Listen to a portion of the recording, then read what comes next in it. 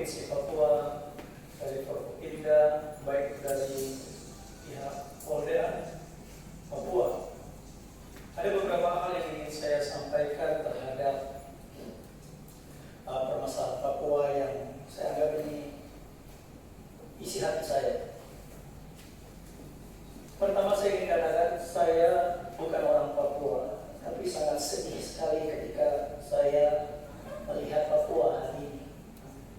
Saya langsung melihat bagaimana keadaan alam infrastruktur.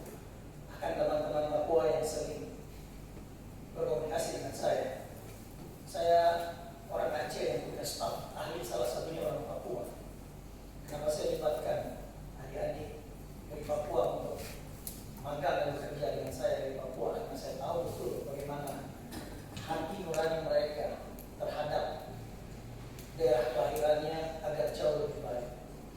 Ada 3 hal yang ingin saya sampaikan di sini. Yang pertama berkaitan dengan permasalahan politik. Papua selama ini masih terjebak di dalam Undang-Undang Papua tahun 2001 yang secara tidak langsung mengekang Papua untuk maju. Undang-undang ini menurut saya harus segera direvisi total. Jadi hanya saja jangan namanya itu berubah-ubah, yang isinya sama, kulitnya saja yang beda nama. Dulu namanya otonomi daerah berubah menjadi otonomi khusus, kemudian berubah menjadi otonomi khusus plus-plus gitu. Besok mau plus-plus apa lagi gitu. Tapi saya pikir konsep yang sebenarnya ingin saya tawarkan adalah pemerintahan Papua, bukan provinsi Papua. Pemerintahan Papua itu di atas provinsi yang disebut dengan Government of Papua, di mana dia memiliki kewenangan yang luas. Dia bisa mengatur anggarannya, mengatur birokrasinya sendiri, mengatur sumber daya alamnya sendiri, mengatur berbagai permasalahan baik dalam pemerintahan maupun yang ada di masyarakat, tapi dalam bingkai negara kesatuan Republik Indonesia. Itu kita lihat. Nah, yang kedua, pemerintahan Papua itu juga secara tidak langsung perintah konstitusi.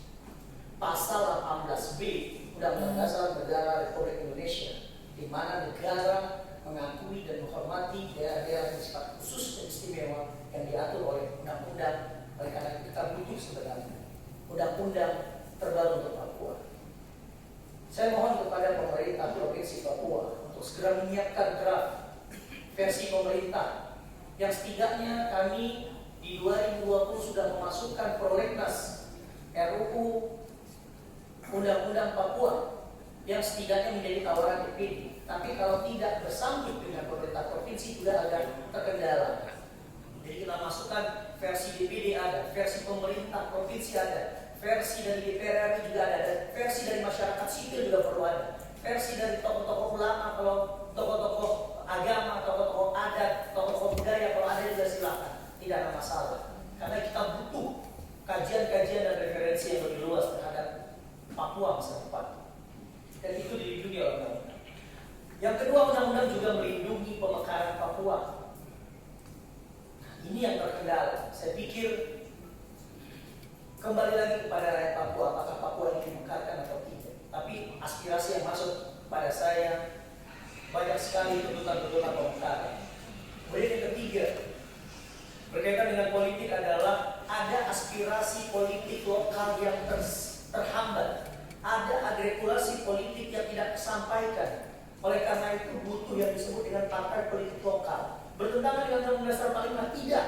Diperintahkan dalam pasal 18, pasal 20, pasal 21, pasal 24C, pasal 28 dan pasal 28C jelas.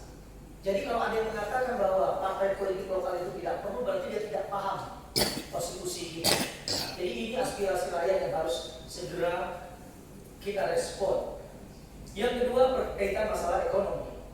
Saya berpikir bahwa dana otsus yang akan berakhir di 2021 nantinya itu harus menjadi kepentingan nasional untuk memperpanjang, kalau bisa jangan dibatasi lagi, selamanya saja.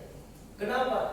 Mohon maaf, Papua dari tahun 2001, mulai dari tahun 2002 sampai dengan 2019 hanya mendapat kucuran 47,9 triliun dan itu dibagi 2 provinsi, dibagi lagi beberapa kabupaten kota yang ada di Papua, terlalu kecil dibandingkan dengan pajak yang diberikan oleh Freeport terhadap negara kita. Itu ada 244 triliun, jauh sekali.